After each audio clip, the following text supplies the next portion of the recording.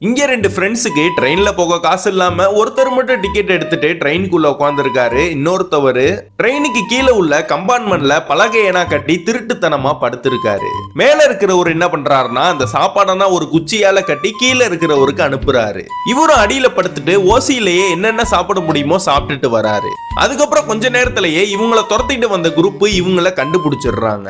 இதெல்லாம் பார்த்த இவரு ட்ரெயின் ஓடிட்டு இருக்கும் போதே விண்டோ வழியா எகிரி குதிச்சிடுறாரு. கூடவே அவரோட ஃப்ரெண்டையும் இழுத்துட்டு குதிச்சிடுறாரு. இது என்ன ஊருன்னே தெரியாம கடலுக்கு பக்கத்துல இருக்கிற ஊருக்குள்ள இவங்க போறாங்க. அங்க கடலுக்கு அடியில புதையல் எடுக்கிற ஒரு குரூப் கடல்ல நீச்சல் அடிக்க தெரிஞ்சவங்களா ஆள் தேடிட்டு இருக்காங்க.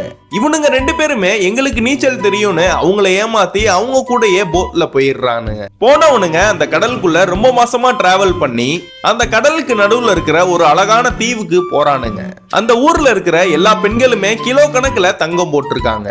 ஆனா என்ன பிரச்சனைனா அந்த ஊர்ல பெண்கள் மட்டும்தான் இருக்காங்க. இவங்களை கட்டிக்கிறதுக்கான ஒரு அழகான ஆண்மகன் யாருமே இல்ல. இவனுங்க ரெண்டு பேரும் பார்க்க கொஞ்சம் அழகா இருக்கிறனால அதனால அங்க இருக்கிற எல்லா பெண்களுக்குமே இவனுங்களை ரொம்ப பிடிச்சு போயிருது.